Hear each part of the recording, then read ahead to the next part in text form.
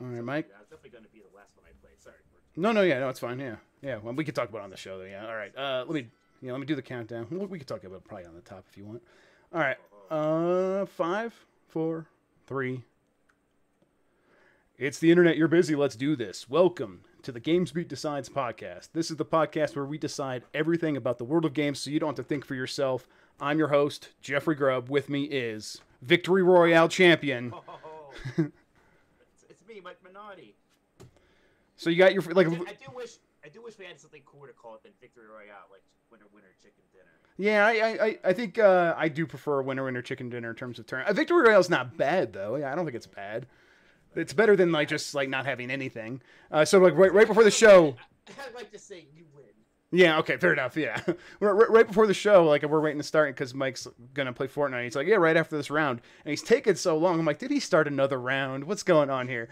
And then he comes back and he's like, I won. So I'm like, all right. So that's your first solo win in Fortnite, right? Yeah, I had my first squad win earlier, but that was fun. But I was playing with people who like haven't played right. before, my friends. They were kind of carrying me along. I definitely get the sense that people talk about like, oh, I got my first solo win. It's like that's the first like real time. Right. So when did this all start? When did this Fortnite thing happen? Well, yeah, right. I know because I haven't been playing anything on my PC except for like Blizzard games forever. Mm-hmm. You tried to get me into PUBG, but it didn't really take with me. Well, you know how I just built the new computer right. A couple weeks ago, right before GDC, and a couple of my friends were playing Fortnite because everybody has friends who are playing Fortnite now. Yes, absolutely. So I was like, well, let's just see what Fortnite looks like on this computer, and I was playing with them, and I was like, hey, this is like the parts of PUBG I understand without the parts I didn't understand. So I was kind of able to get into it a little easier, and the building it's definitely a layer of like complexity, but I was also able to kind of comprehend that pretty quickly. Plus, I had friends who were playing it. My brother's playing it too now, so I had a lot of people to play it with. So I was just kind of messing around. Then when I got back from GDC and I was just playing a bit, this was my kind of first round going some solo. I was just killing time waiting for you, and I got a little lucky because I was able to get a purple sniper rifle, which they're strong and you don't have to reload between every shot like some of the other ones. Right. So I was kind of like in a low populated areas where I started. Then I kind of just made my way towards the circles. I'll get a couple sniper kills here and there. I had like 3 kills going at the end. Then I just kind of got to the largest hill, built a big tower. Guy kind of slowly made his way toward me with a shotgun. Then when he kind of got close and I saw where he was, but he didn't know where I was, I just dropped down and was able to kind of surprise him and win. Huh. So he was like running on the ground, or was he like running on like a pre-made? Yeah, well, I couldn't see his approach. For some reason he was able to sneak up, but I saw him like hugging the side of the base of my tower. Okay. And so I knew where he was. He didn't know where I was, so I was able to drop down, get the first shot in with my shotgun, and then as long as I didn't miss a bunch, which shockingly I didn't, I was able to win. So that game was already huge, and then it feels like it got like. It feels like it got twice as big in like the last 2 weeks, and now mobile's going to help with that for sure. But now it feels like just everyone is playing it. It's just so fascinating to me how, like, this game was made to chase a very old trend. Mm-hmm. They were like hilariously late to it. And this is in 2011. This is like when they're like announcing Fortnite originally. Yeah, it's like we're gonna have a zombie mode game. It's like, yeah. With Minecraft crafting, yeah. Yeah. And then they're just like suddenly up like, this is popular, we'll do this. And like, it's so funny. Like, I don't even know what a zombie looks like in Fortnite. Right? Like, that's a thing. Like, there's a loading screen. It's like the Fortnite people on a hill and like zombie arms are reaching out them. And I'm like, oh, right. Yeah. It's supposed to be zombie. Yeah.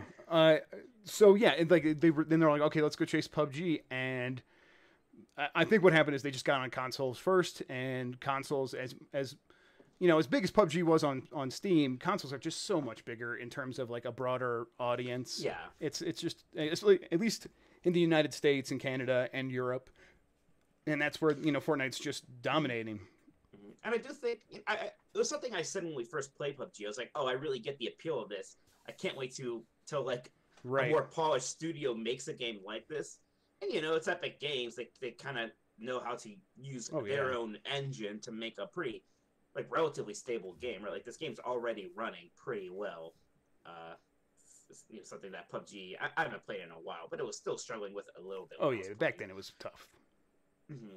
So I also just kind of like the pace of it more. I like that it's a smaller map. Right, it's very fast. Vehicles. It's faster paced. Mm-hmm. Mm-hmm. Yeah, and you don't have like as much intense inventory management, but then you still have the building stuff that like, so that it's not literally just running around shooting people, right? Mm-hmm. So there is a layer to it. So I know I feel like a big trend follower right now, but I don't know why all of a sudden that it's funny because like I play popular games all the time, but like in this era, I do feel like I'm playing like the popular game.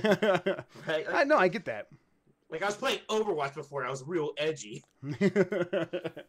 Yeah, I mean, there is like this. I think a small part of me that's just like, I don't want to really go get into all that because I've already played the real game. I don't need to go play this other one that's just coming after it. And, like all the casuals are into that, and that's like a very like shitty small part of my brain that's just like, no, that's stupid. The game, there's something to it.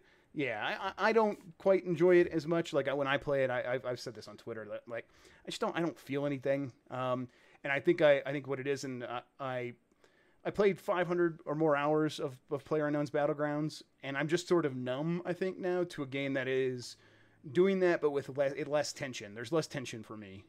At least, there's definitely still tension, but it's just it's downgraded because it's so fast, and it's not really about like sneaking around. Like no one tries to be stealthy in Fortnite. Stealth is a much less important aspect. Right? Yeah, you're not trying to hide. You're trying, like, when you see someone, you build. I will say, like PUBG can get very tense, like even in kind of the earlier big game sections. Exactly. Like the tension in Fortnite is like when you're in the final. Like, right, 10, and of course you're like, oh, now we got something going on here. Exactly. Yeah, and that's that's still totally great, but it's just like it's not throughout the match. So that I'm missing that. But at the same time, I get why people like it more than PUBG, especially. Like I get it for sure.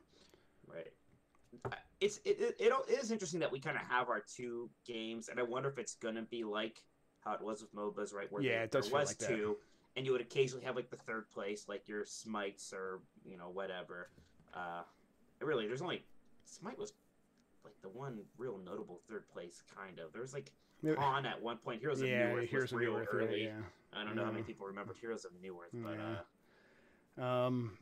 and God, a couple others tried to get in that third place spot and it never worked out for them.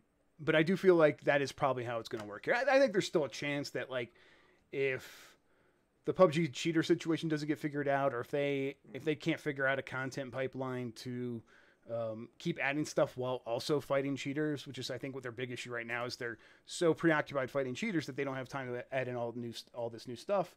In the meantime, Fortnite is getting new stuff all the time, and it feels like it's getting all this attention that PUBG is not.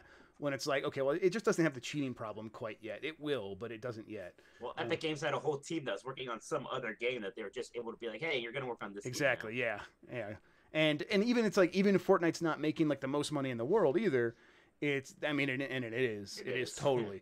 But even if it wasn't, it's like that's not even Epic's profit motive. The motive here is to build a game that forces Epic to like refine its tools so it can sell those tools to other developers with the Unreal Engine, and that's been a great thing for them to do through all these games that they've been working on. Paragon was about that. I mean, Unreal Tournament was like actually completely free, at least as far as Epic was going. What was that? Rage? Remember Rage? That was that was id. Yeah. What am I thinking of? Has that just been Unreal Tournament and Gears of War with Unreal lately? I guess. Yeah, I think that was Unreal was like the first like big PC one they did after Gears. Remember when like Cliffy B was like really attached to Fortnite at first? Yeah. Like he announced it. Mm-hmm. It's so strange. And poor guy. Yeah. Oh man. Yeah, for real. Poor guy. It's got to be kind of rough watching Fortnite become the most popular thing in the world, and like 10 people are playing your game. God damn.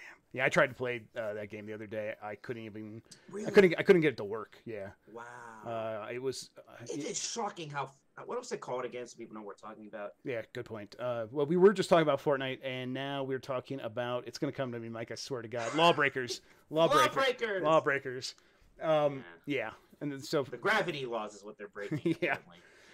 It is. That was a rough thing. I was like, I couldn't even. I think someone checked for me. I was doing it on stream, and someone's like, yeah, I think it says 2 people are playing this according to the Steam thing. Wow. I'm like, wow, that is How actually. does something fall off that fast? We're in an era where that can happen. Like, it's never been like this before, where a game could come out with that much of a marketing push and cost $30 from a named developer, and just completely miss its mark to the point where everyone knows to avoid it because none of my friends are playing, and I need to be where my friends are.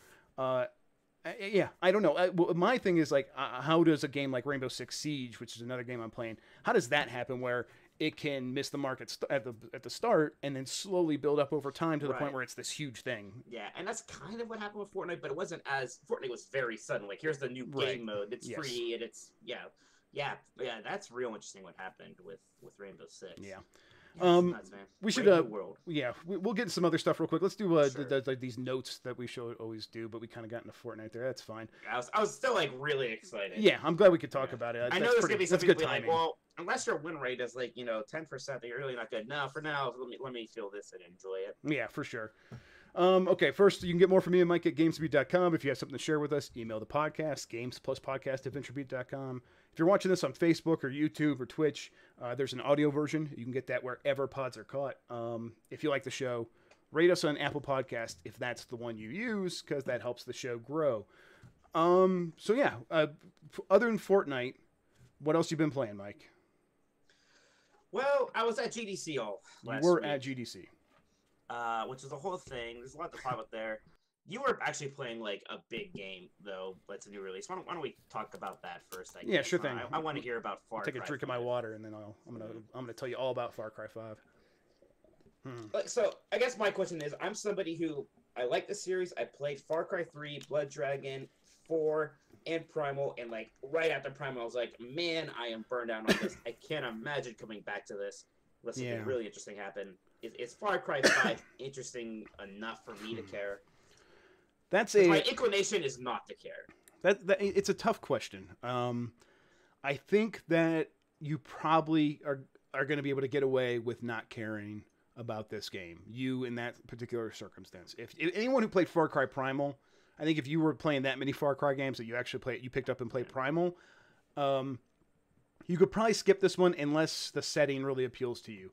I do think that so this one, the thing is it's set in America, and it's still set up very much like Far Cry 3 and 4, where it is about these insurgent groups of competing locals who have started this weird cult thing, and they are fighting against the other indigenous people, which is, in this case it's American people, to control that space and make it like just about this cult, and they sort of echo very extreme, like the American extremist groups, like the Branch Davidians or whatever, like the Waco event. It feels a lot like that. And I think they miss on a lot of that setup, but in terms of setting it in America and making it look like the American Mountain West, it's Montana specifically, they get a lot of that right. It's like it's big sky, it's open fields, and then there are these forested areas with rivers, with like fishing signs that look very familiar, and the advertisements look right. It is just to see a AAA game that's in America not take place in like one of the big cities, or exactly like a parody of one of the big cities. Right. Yeah, you'll stumble across a Sandlot baseball field, and it's like, okay, I recognize this. I've seen this in my real life, and it looks exactly like this. They got this right. I've driven through small towns that look just like this, and I've seen a strip club that looks just like this one, like that kind of stuff. Yes, you have. Yeah, of course I have, Mike. Of course. Multiple times. But it still is in many ways uninteresting because they don't really take a lot of those things to their logical extreme. It is very much just set dressing, and it's there to enable a crazy cult leader to be all wild at you up in the first person mode where his face is in your face and he's talking all crazy and singing Amazing Grace or whatever. They're really going against their formula there, huh? Yeah, exactly. So yeah, it all serves that purpose of what has been the Far Cry formula. And at the same time, I wrote the review, and I'm in a weird spot with like reviews right now because I'm thinking like, okay, this game is a well-made game. It is the best made Far Cry so far, They have streamlined everything, and I never played a ton of the Far Cry games. I played enough of all of them to get an idea. You played Blood Dragon, right? That's the one I played the most of, actually. So yeah, Blood Dragon's great. But in terms of like the moment-to-moment gameplay, it is the most streamlined it's ever been. It is, I guess what I mean by that is like picking up weapons and looting. All that stuff's very, very quick. But also, you move from objective to objective really naturally. There's not a lot of stuff in the way of or preventing you from doing that. You don't have to go climb a bunch of towers to unlock stuff in an area. It's just nice, and it feels great, and all that stuff works really well, and I recognize that, and I'm like, okay, yeah, that's so like 85 out of 100. That sounds like a good score for this game, but then I'm like thinking, it's not an excited 85 out of 100. It is a I am respecting and acknowledging its quality and how well it's put together and what Ubisoft is doing here. And I see the potential for them to really play around in this space. They have this arcade mode where they can sort of just throw in all kinds of wacky stuff and set it in the Far Cry engine and just let it loose on this huge player base. And they also turn those tools over to the community, and the community can make that stuff and do things as well. There's a lot of stuff that can happen with this game, and I'm like, I see that potential. But I'm not excited about it in the way that I am about like just maybe some weird broken stuff that I'm finding on Steam Early Access. Like I'm, even that Eco game I was playing a little bit ago. That's like it's in Early Access. It's unfinished. It's broken half the time, but it's doing stuff that is so new and so so different that it's like I can get a lot more excited about that. And well, I mean, it's not like you hate these AAA shooter things, because you loved Wolfenstein 2. Yes, it's exactly. always kind of similar to this. Yes, exactly. In some ways, right? Yes, yeah, and it's like okay, well, and what the difference there is Wolfenstein 2. What it was doing that was new and exciting was this story that was bold and willing to say things and willing to call out like American people as potentially villainous.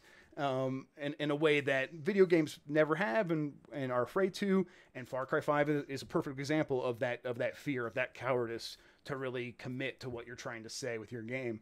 So the story misses, but like the gameplay isn't on an equivalent exciting level of Wolfenstein 2 or whatever. It is a more refined version of the thing we've been playing for a long time. I think the reason this is a weird time, I think, is because I do look around and I do see everyone playing Fortnite, and people are taking chances on new franchises and new games and new experiences that aren't Call of Duty, that aren't just the same stuff over and over again, that's not just Far Cry. And I think I'm like starting to realize, okay, I think people are really looking for new experiences in video gaming, and maybe that's not Far Cry, but it's still well made. It's pretty rough when you get to whatever 5. Yes, isn't it is. Yeah, without a doubt. I mean, yeah, it's a good game. It is. I'm not going to take that away from it. I just think that I don't know if another Far Cry could ever excite me. Maybe they could. Maybe Blood Dragon 2. Okay, now we're talking. If it was just tell me more. Blood Dragon 2. Oh yeah, give me that. Yeah. Let me run that on this new PC. I would be a happy boy. But yeah. So that was Far Cry 5 we're talking about. I'm gonna keep playing it a little bit on the PC. I was playing on PlayStation 4 for review. We got the PC code later. I'm gonna kind of see it through and try some other stuff, and maybe dive harder into the arcade and the co-op stuff and kind of see how I feel about all that. But I would tell people that it is if you think you are into traditional big AAA open world games, still. This one is one of the most refined versions of those, as long as you're not worried about the story. As long as you don't care about the story, because you won't care about the story. It's not like Far Cry 4 had a memorable story. Exactly. Either, yes, right? But I mean, if you like that, then hey, sure. Exactly. So yes, if you came out of that game saying like I didn't care about the story, but I was doing all these things, and I was flying a plane and I jumped out and I did this and that, you're going to be able to tell those stories and more in this game, so it does that stuff even better. So. Another game I've been playing, Sea of Thieves. Did you put any time with this? I just kind of started it and walked around. I can tell you I played the beta, right? And I think that's one of the reasons why I'm not like enthusiastically jumping into it. I feel like I played this game I think already. you did, yes. Yeah, but the weird thing that stuck out with me when I was playing the full game is some of the presentation inconsistency. Like, it's a gorgeous game, right? The water looks good, like, you know, the colors are beautiful, and then like the music is very clearly synthesized. I'm not even like very well synthesized. It just sounds cheap. Like, oh, the voice acting is clearly done by people who worked in the studio. Like, right? It's like these weird little like cheap moments where I'm like, what? This? Who made this again? Rare? They're owned by Microsoft, right? Yep. Yeah.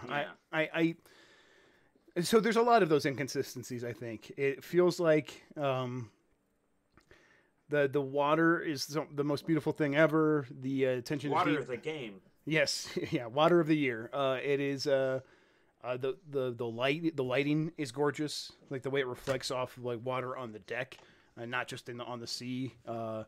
It's beautiful, and then you go and you like actually play the game, and it feels like there was no attention to detail paid to what you're actually doing in terms of these missions. They are very basic. It's the thing everybody feared and everybody said. Everyone's like, no, there's going to be progression. It's well, what do you just keep finding, you know, treasure, bringing it back, and do it over and over?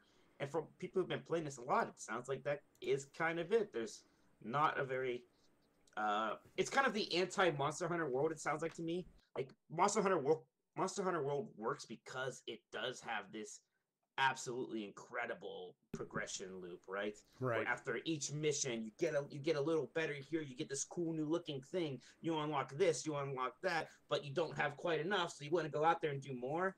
Doesn't sound like there's really anything pushing you like that in this, except like raise your rep with these 3 factions and something happens maybe.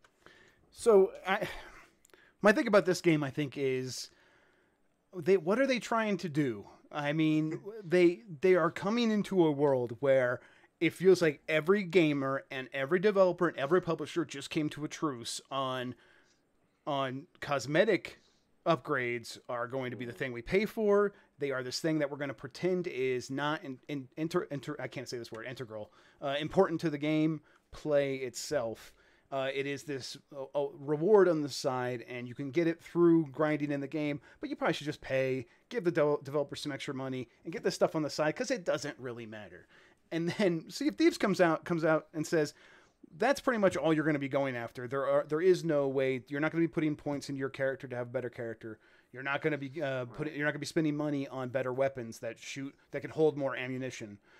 It is all sideways progression where it's just going to look different. And I don't know how that works in 2018.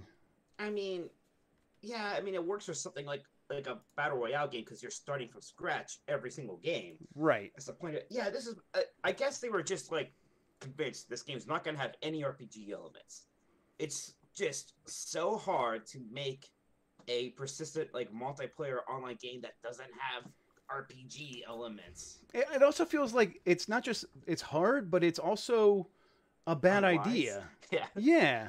It feels like if we've learned anything from all these games over all the huge games that come to your tongue when you're like, what's been cool recently? It has been PlayerUnknown's Battlegrounds and Fortnite and Monster Hunter World and Dark Souls and all these games, or like Minecraft even, where it's like these are very complex games that demand the player learn the systems and Destiny, like you're going to have to go spend time there and grind with your friends and catch up and get gear and spec in a certain way, and be not just important to your teammates or important to your crew because of your skills, but because of the way that you've built your character.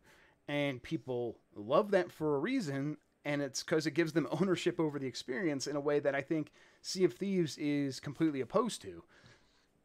Yeah, and it's just even just like the avatar options when you start, right? Like it's so bizarre to me that you would make some kind of like, large multiplayer game like this with pirates who are, known for having a lot of extravagant costumes and all these different looks. And you just like pick through one of like 6 or so avatars. Yeah, I mean, you can like re-roll those and make them random again, but you're not designing your own character. You're not. Yeah, it's weird. Yeah. Is that what's even happening there? It's just like those aren't That's so weird. Yes, I didn't yes. realize that's what it was. Yeah, it's complete. It's just randomly generated, and there's a button there to like, oh, re-roll pirates. Basically, I don't know what it says. Re-roll pirates. Why don't I just get to pick all the things? Right, exactly. Why not? I don't know. Like how does, like, how do they get so many of these other things right, and then just I think completely fudge what could be I think the game here? I think their like big like buzz phrases when they were making this game was, players are gonna make their own fun, and they all really bought into that philosophy, and I can understand why that sounds exciting and interesting. Yeah, me too. But there's got to be a little bit more help from the game itself, right? Yeah, I mean, I think my thing is whenever I think of making my own fun, it is always with the veneer of we are working towards this other thing. Like the game tricks you into thinking like you're doing some quest or some mission or trying to upgrade something. But really, it's either you're improving or you are goofing off with your friends, and that's the stuff that keeps you actually coming back, even if you don't realize it. You're like, oh, well, I can go put some more points into my character. Okay, well, yeah, that's fun, that's fine, but really, the only reason you're going to keep coming back is because of all these peripheral experiences, and they forgot that core, that pillar that serves as like the post that holds up the whole thing. To the point where I'm like, I don't even know if this. I mean, I see the potential. I just don't think I like it. I just love that. Like 2 years ago, if you had asked me if like when Sea of Thieves like came out, I would just be holding it up against the new Monster Hunter game. In shame. It's a beautiful industry. Yeah, it's. I mean, it's a really interesting time. I mean. There's the winners, the people who are the winners and the losers right now are just so crazy. It's yes. fun. Like Capcom's doing great. Yeah, Capcom's having the best time ever. Like it's making the most money ever. It's okay. What? How did that happen? How did we end up here? Monster Hunter. Yeah. Wait, not any other game. Monster Hunter. They have a million games, and that's the one. I mean, God, I guess. To be fair, everything else is doing like Resident Evil 7. Oh yeah, it's doing good, but Street Fighter 5's doing well now. Yeah. Right? I mean, Marvel vs. Capcom, not so much. Yeah, I mean, even Street Fighter's like not doing as well as Dragon Ball Fighters right now, but we'll see how that works out over time. But for right now, Mega Man 11 though, but yeah, that's where it's all going to be at. Oh yeah, the bestseller. It's gonna put Grand Theft Auto 5 down. Yep. Oh man. I don't know. So. For Sea of Thieves, I think I'll probably try it a couple more times, but this is Microsoft's chance to really prove that they're serious about these live services games. This is something Phil Spencer was saying he actually said this in a couple of interviews across a couple of E3s now, where he's like, oh, well, we're not really investing in traditional games anymore because if you look at what people are playing, they're going on and they're spending all their time in one game, like they're just playing Minecraft. Or they're just playing. This is like when PUBG was just coming out, or they announced it was going to become an Xbox One. Like, oh, they're just playing that. So we're trying to think about how we can approach that stuff. And meanwhile, this is when Sony's releasing all of their huge first-party games, and PlayStation 4 was kind of shooting ahead because of that. Because like everyone's like, oh, look at this library. So it's like, okay, you're not doing the first-party games. You're going to do this games as a service thing for the Xbox. That's fine, but then really commit to that. And show us that you're like, if a game like Sea of Thieves comes out and everyone says it has potential, but it's not a game I want to play right now, really focus on it. Do what Ubisoft has done with Rainbow Six Siege, and show us that over the next year or two, you can continue to improve it to the point where the people that stick with it are going to be like, we told you, and me or someone like me who's probably not going to look at it again for a while after maybe one or two more times, is going to say, wow, I really missed out here. I'm going to go back and I need to actually see what this is all about. Or they could do like Destiny 2 and release a lot of pictures of roadmaps. Yes, they could do that. That'd be fun too. Yes, I really think in terms of the roadmap game, people are just, no one can keep up with what Bungie's done. Yeah. Yeah, it's just they're so far ahead in that space. Bungie chasing Capcom's Monster Hunter World right now. Oh God, man, what is happening? I love it. Hey, want to hear about some of the things I did play at Yeah, tell me what your non-Fortnite stuff was, or all your GDC stuff. Yeah, so it's not a big demo thing, right? There's a lot of talks. No, it's not that kind of show. Some of the talks are pretty good though. The ones I do want to call out, I always like the postmortems, especially on the older games. I like the way you said that because you definitely implied that some of the talks weren't good. Well, you know, well, some of them are very technical. Like there was a talk, it was from Pixar. I was like, oh, cool. It was like Pixar is going to talk about how it uses real-time graphics to help it. I was like, oh, that's kind of interesting. I can maybe follow this.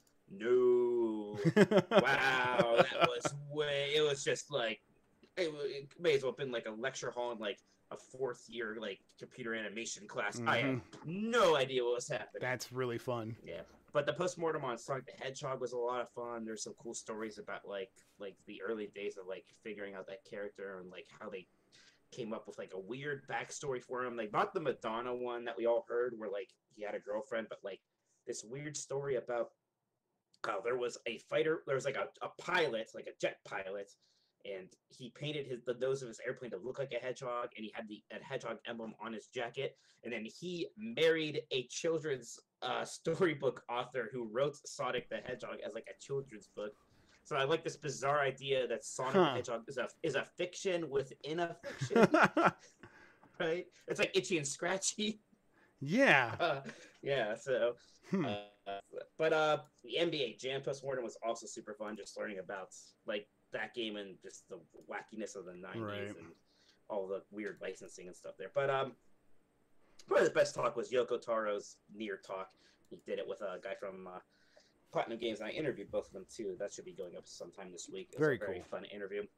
But it was cool because I always heard like people always like, "Oh, Yoko Taro's weird." And you see him with a mask, and you believe that. But he's also very nice and like kind of funny, you know. A lot of self-deprecating humor, which I kind of appreciate. Yeah, that's nice. It always kind of puts you on an even keel when you're able to like get in a conversation with someone like that. Yeah, but they had a very funny talk. Like at the end of it, instead of taking questions from the audience, they prepared a Q&A for each other, and they had little like cartoon characters themselves asking each other questions, and they would answer it. And they do this That's like awesome. 10 minutes. And then the next slide is just like the Platinum guy asking Kotaro, "Does drinking help you write a video game?" The answer was yes. Okay, good. Yeah. Yeah. I would hope so. Yeah, based on the Nier Well, what Automata. he said was the things he writes while he drinks, people seem to like better. So yeah, That's so there were some awesome. fun talks. I think the coolest thing I played was I got to go to like the Nintendo Nindies event where they had a lot of those games playable. Yeah, man, that was a good event. There's a lot of cool games announced. Some Yeah. stuff that's older that I would be happy to have on my Switch again. Mark of the Ninja in particular comes to mind. Sure, and playing Luminous for Switch was really cool. Right. That was funny because they gave me 6 Joy-Cons to like place around me to vibrate. They had like 2 attached to like some elastic belt that I put on. They put 2 in my pockets, and then they told me to sit on the other 2.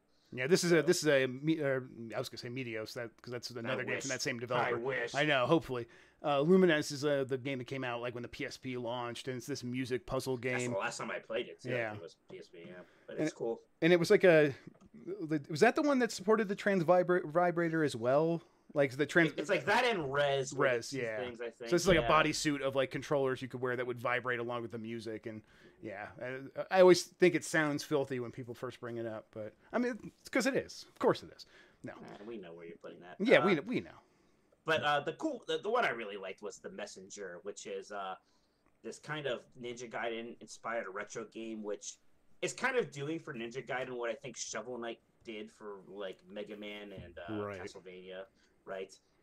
Where it's like that 8-bit plus, where yeah, it's like inspired by that, Mhm. but it like has a lot more colors and details than they really could do there without being 16-bit. Mhm. It's like they released the new Nintendo Entertainment System Yeah, instead of right, Super exactly. Nintendo, right? Yeah. So it's just this really like fluid, good feeling game that looks gorgeous. That kind of has its mechanics that are like Ninja Gaiden, but it's got its own stuff going on.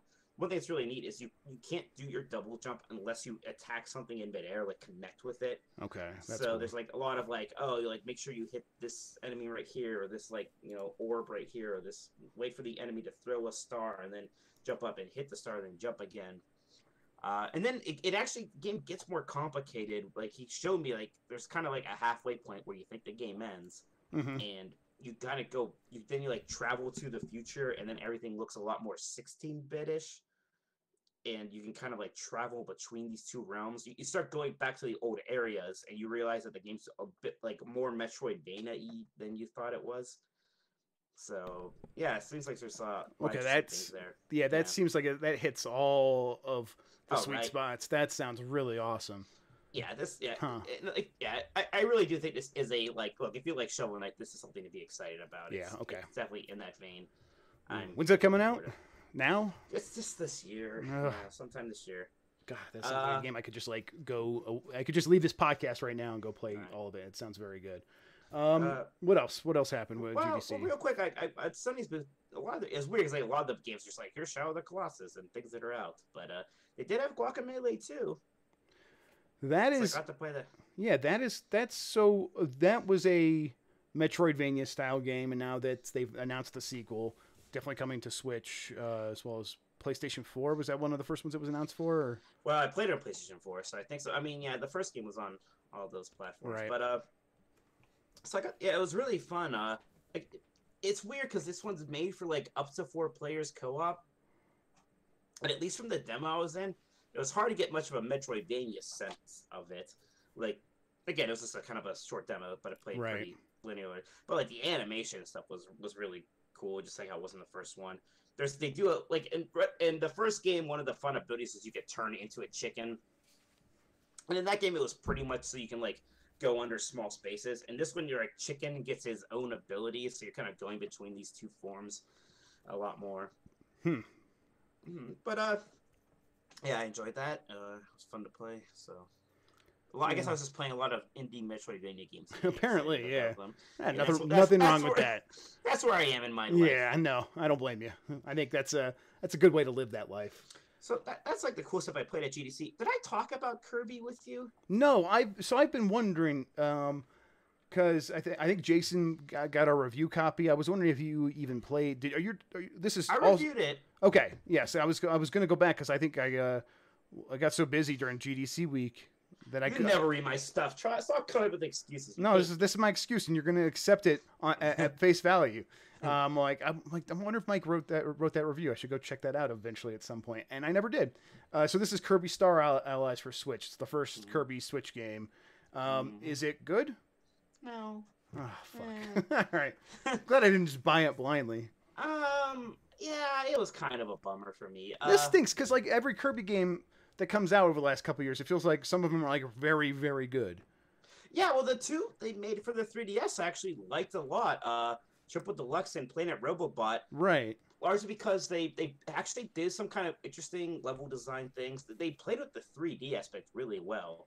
Not just literally with the popping in, but kind of like having him go between two planes, introducing new mechanics and stuff like that. And then Robobot had the whole robot thing. Well, like this game's weird because their gimmick is that it has 4-player co-op. But there is the Kirby game for Wii that had 4-player co-op. The difference is that like you turn the enemies into your allies, like the other players, kind of like with Kirby Superstar, except you can do it to, like with up to 4 people. And if you're not playing with anyone, they have AI that follows you around, and the AI is fine. But you know how there's the Kirby stereotype of it being like a little too easy. Yeah. This is a really too easy. I mean, like it's not doing anything clever with level design. It's mostly linear. If anything exciting happens, it's in a bonus room. And even those, they're just puzzles that revolve around you like combining abilities. But like inside the small room, they're gonna have the 2 abilities, right? So it's like you need to flip this switch and set this thing on fire. Oh look, it's hammer and fire abilities. You know, like you can do things like you can like combine like the elements of like abilities, so you can make your sword a fire sword and stuff like that. But it's never like used very interestingly. It was just kind of this game was really just kind of autopiloting it. It didn't seem like it was trying anything very exciting or different. That is a bummer because it did seem like they were on a really good trajectory with what they were doing with Kirby. It was all interesting. It was all at least I think keeping Kirby fans happy. So that's a bummer. Can I ask? Do you feel bad when you beat up that tree that's just sitting there as the first boss? He's just sitting there. You can just go around. Going back to that tree. Keep going back to that tree, man. Yeah, back to him a couple more times. Every game. Wispy Woods. Yeah, I don't know. It's weird because it made me think because we were talking about how like they should just release games that would come out for the 3DS on the Switch and that's okay. But there was like something kind of weird about like here's the new Kirby games, Kirby's first Switch game, and I'm like, this is just like the 3DS games. And beside the point that it wasn't as good, like let's pretend it was as good. Mm-hmm. I'm like, would this still almost be a bummer? Because it's Hmm. weird because it's like new Zelda game, like monumental moment for the series. New Mario game, monumental moment for the series. New Kirby game, it's the worst one in a while. You know, it's just Yeah. it's weird. Yeah, yeah, I think yes, that narrative really sucks because that is what And happened.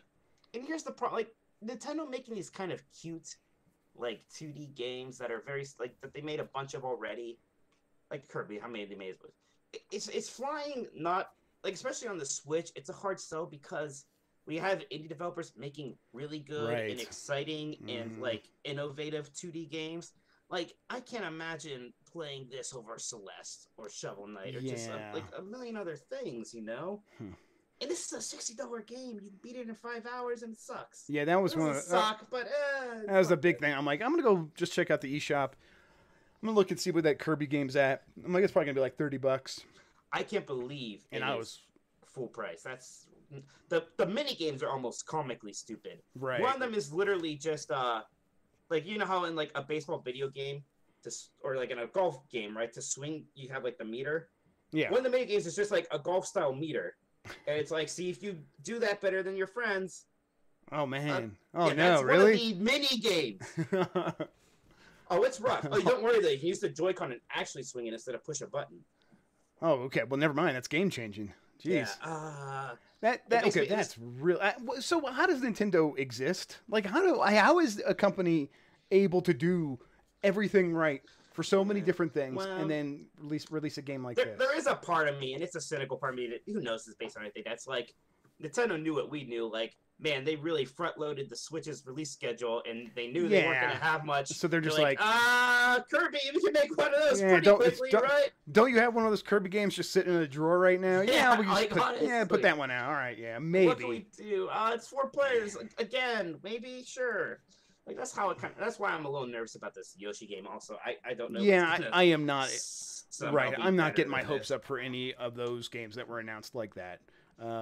Specifically Yoshi. Kirby, I was like, I mean, Kirby, they were already doing it on 3DS. They kind of knew what they were doing. Maybe there was something they could do special for the Switch, and that'll be in Star Allies, and that'll be cool. So I was like, okay, that could work. But Yoshi, I have no confidence in them getting that right because they just have not done so since Yoshi's Island. That's No. everything they've done with that Like character. I played through and beat that Wii U Yoshi game. I could not tell you much of anything about it. Right. Like Yes. I I think I that's did like too. Yeah. that's such a blur. I was like, that was a game. Yeah. I'll tell you what's I think I disappointing played that about too. Jesus. what's weird about Kirby is the final boss fight was really cool, and every like new and exciting idea was only in that. Hmm. Like it was a pretty good final boss fight. And they're like, Yeah, I don't know. Well, I mean, we'll see how a lot of these other games turn out. Hopefully, we get like hopefully they just have one of these flubs every once in a while, and they figure everything I else out. mean, yeah, I mean, sure, you know, Nintendo's never going to not make like mediocre games every now and then, Right? but Yeah, but it's just yeah, I don't know. It feels like they don't have to if they don't. If they really wanted to, they could have figured something out here and probably really nailed it still. So, who knows what forces them to think like, oh, let's just put this one out. Okay. So, any other games? I guess I mean, real quick. Tell me about playing your new PC and the games you've been playing on there. Because last yeah, time we well, talked, you hadn't had it set up yet. yeah, well, I mean, yeah, so I got it set up, and you know, the games I was playing were like Overwatch and World of Warcraft, which weren't super graphically intensive. So I'm like, what can I put on here? Oh, they have that Wolfenstein 2 game installed. Jeff likes that a lot. I can I finally like that play a lot. that.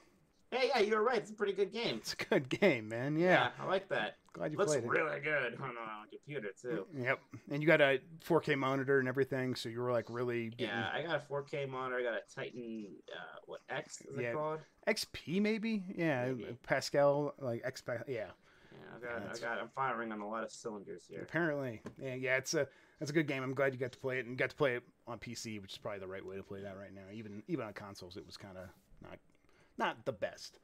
Sure. Okay, so let's get into the news. That was a pretty good upfront section. Fortnite Yeah, right. and then a bunch of games, and GDC. So Okay, this first story it does come from GDC. I was wondering if any of you guys had like attended this one, or if you guys had heard any of the rumblings I here. wasn't at this. I mean, Okay, so it was kind of the talk of the show in yeah, a it lot does. of It ways. was, as far as I could tell. But you were at the show, and were people talking about it like at the show or like at Well, events? yeah, well, Yeah, we this should. is the union thing. Right. So okay. So Game Workers Unite. This was a. It's an upstart organization that seems to have come into being over the last couple of weeks. I know that the people that actually organized it have been talking about it, working toward it for a bit now. But what happened was the leader of the IGDA, which is the International Game Developers Association, which is ostensibly a organization that lobbies and tries to enact policies that are pro game developer. This is different than the ESA, which is a lobbying group for the video game industry and represents basically the biggest game corporations in the world, right. Ubisoft and EA and all them. And the leader of the IGDA, they held a panel about unions, and it was like something titled like game unions, like how they're good and how they're bad for you, or something like that. And that seemed to get a pretty visceral response just from that description before GDC even started. And so these people that were already organizing a pro-union group for game developers put it out there and said, hey, we're going to show up and we're going to have some literature, some pamphlets for people to read why it's important. And apparently have a Discord, and that Discord blew up over the last couple of weeks with just a ton of people. And this all culminated in that conversation, that talk happening at GDC. And it basically was what a lot of people were worried about, concern trolling. This person saying, oh, we're just worried that the unions could do this or that, when really they're like, no, you don't want unions because developers, in general don't want them. At least the leadership, the management of developers don't want them. And she was up there alone with this sentiment.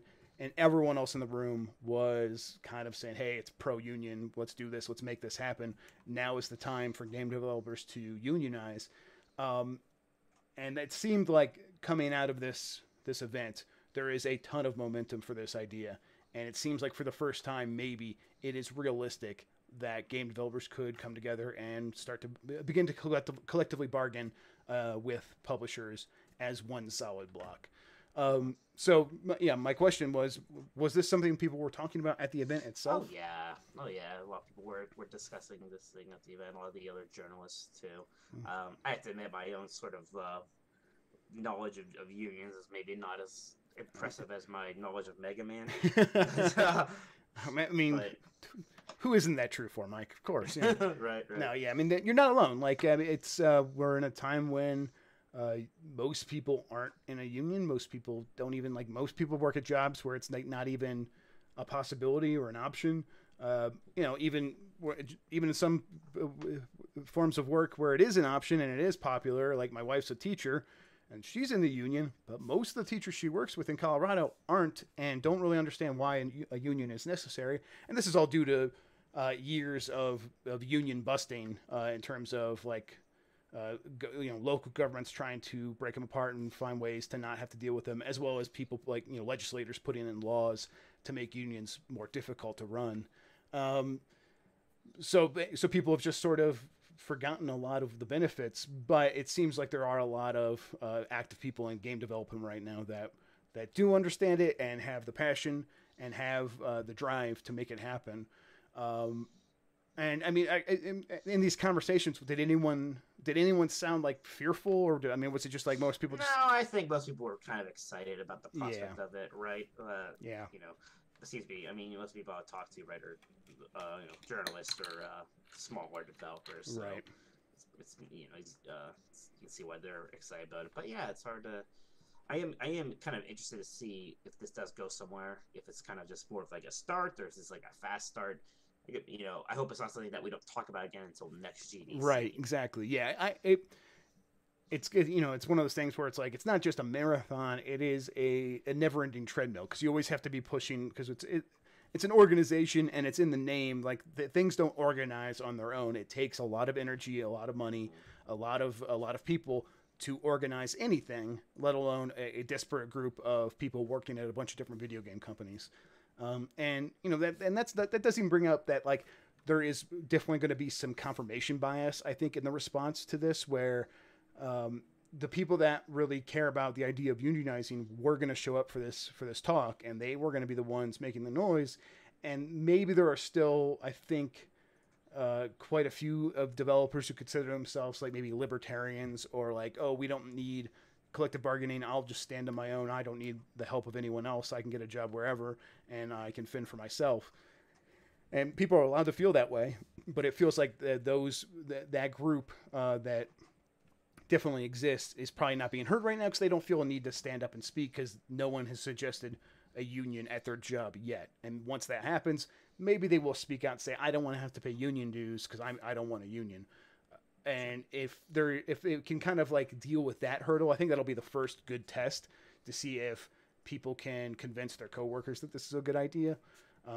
And hopefully we start to hear about that soon and kind of see where this goes. And before we move on, were there any other stories at GDC that people were talking about? Was anyone talking about loot boxes, anything like that? Or have we completely forgotten about all that?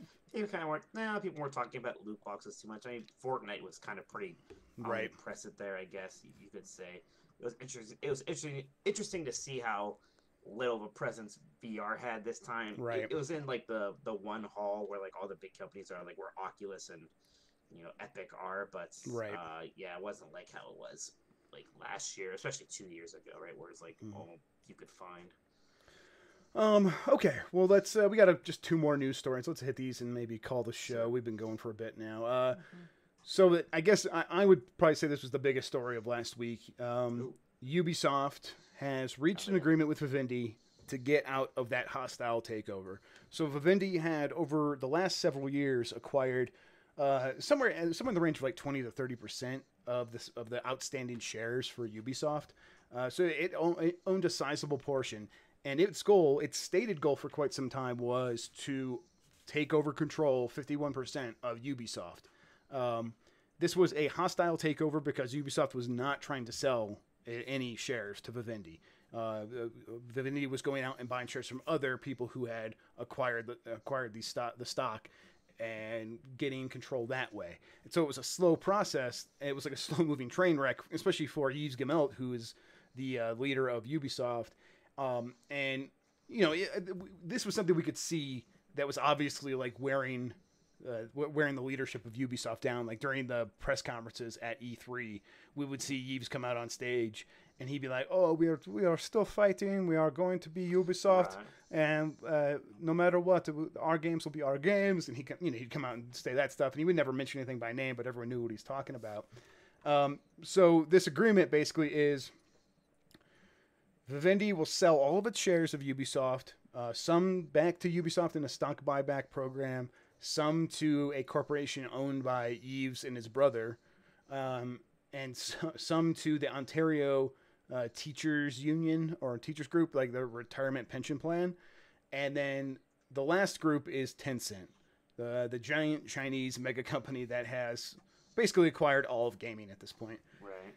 They own 48% of Epic Games, the creators of Fortnite, creators of the Unreal Engine. They own all of Riot Games, creators of League of Legends. So the 2 biggest games in the world, League of Legends and Fortnite. Just those ones. Yeah, and then like they own. I think they own Supercell, who create Clash of Clans. So it's like, also the biggest mobile games. Yeah, they own a huge swath of gaming worldwide. And now with this deal, as part of this, it's a minority stake in Ubisoft. Tencent will start bringing some of Ubisoft's games into China, which is something that, not just Ubisoft, every major publisher has a hard time with because there are regulations and laws and cultural barriers and artificial monopolies that are protected by the government, and Tencent controls those. And so this is a kind of a win-win scenario, because Ubisoft is going to maintain control. They're going to get rid of Vivendi. They're going to get into China, and this new investor, Tencent, is unlikely to ever want to take over all of Ubisoft. It's just not how it's not how most Chinese companies operate, and Tencent has stuck to that sort of style of acquisition so far, where they're like, no, we'll invest a lot, we'll get near 50%, but we're not going to cross that barrier. We still want the people who ran this company to have a controlling stake. So it's kind of all good news for Ubisoft. For pretty much for everybody. I mean, Right. even Yeah, Vivendi walked away with a ton of money. Yeah, so Yep. it's all good for people who For people who have money, they have more of it now, for Mike. them. Yeah. My prospects haven't changed, but Yeah. We're still doing okay, but not quite that good. All right. Finally, Valve has 1,700 CPUs working nonstop to bust Counter-Strike Go cheaters. That's an astronomical number of CPUs. Yeah, right. Yeah, I mean, I just thought this was an interesting story to like. Okay, that kind of maybe puts in perspective what a cheating problem looks like, or a solution to a cheating problem looks like. CS:GO has, it's one of the more recent games that has like dealt with this for a long period of time and has proven like, no, it doesn't ever really go away, and there's no way to make it go away for good. I remember playing Counter-Strike in like 98 or 99, and people were talking about wall hacks and stuff. Yes, like okay, that. yes, yeah, even then, Nothing changes. Yep. So when you look at a game like PUBG and now Fortnite's going to end up having similar problems. Yeah, it's interesting how like with Overwatch, you don't ever hear about you hear about toxicity problems. You don't hear about people talking about cheating problems. You don't hear them. You're right. I definitely remember a period where aimbots were a thing, and I think like Blizzard sued somebody over it. Maybe that wasn't Blizzard, but it's never been as pervasive as CS:GO and PUBG. You know what that could be is that in PUBG and CS:GO you earn in-game things that are worth money that you could sell on Steam. Yeah. And then you can there's our third-party sites where you could sell that stuff for real money. So there's a motivation there to be in the game and cheating because you might get something out of it. There's a monetary profit to be had. And that isn't in Fortnite and that isn't in Overwatch. So maybe that's the difference. And I wonder if that, more than anything else, will have to start making these companies rethink, having real money involved in their loot box situation. Because... I don't think they're going to go away from it unless it's hurting their game in some very permanent and decisive way. Okay, so I think that's going to do it for the show. Yeah, that was a good meaty episode. We'll come back next week. I think, what is it? Next week is going to be the beginning of April, right? So should we... Boy. Yeah, it's going to be like April 2nd or 3rd. We're going to talk about the best games of March. Yeah, so I was going to say, maybe we should, like, this week, you and I should, like, maybe talk about if there's any games that we should definitely play before next week so we can have an idea. So we'll talk about that next week. The big games, they're coming out right now. Far Cry 5, we've already talked about that. There's some more coming up soon. How far away is that God of War? It's April, isn't it? Like, feels like, yeah, I feel like it's coming up fast. It is coming up. Whoa, that's exciting. Yeah, so we're getting into it still. So games are happening. We'll be there to make sure that all the decisions are made about them. In the meantime, we're going to get out of here. Mike, tell everybody where they can find you on the internet. You can find me on Fortnite if you feel like you're man enough. No, you can find me at GameSpeak. I'm always writing there. Or at Twitter at Tolkoto. That's TOLKOTO. We also do the Exploding Barrel podcast every week with my brother. That's ebpodcast.com. I need to play Fortnite with you. All right, I wish I could play against you. I wish there was a way to do that, but no. Yeah. Yes, and I'm Jeff Grubb on Twitter, youtube.com/JeffreyGrubb, and twitch.tv/JeffGrubb. I will probably be streaming some more Far Cry 5 on PC on there in a little bit. Tomorrow night, probably tonight when you're hearing this, if you're listening to the audio version, I'm going to be blowing up a meteor in Eco. We've built our lasers. I built a huge wind farm. Wind power farm, like there's these huge wind turbines, like as far as the eye could see, and then there's like 15 gasoline power generators, and we have to have all of these turned on and all of the lights turned out to power the lasers to actually shoot the meteors. So tomorrow night we're gonna get everyone online. We're gonna shut all the lights off, gather on my tower that's right outside these lasers, and flip on the switch and see what happens. So yeah, sounds exciting. Yeah, I'm very excited about that. Okay, Mike, let's get out of here. I actually have a hankering to play Fortnite now, so I might see about playing that. We'll see how that goes. All right, guys, we'll see you next week. Bye.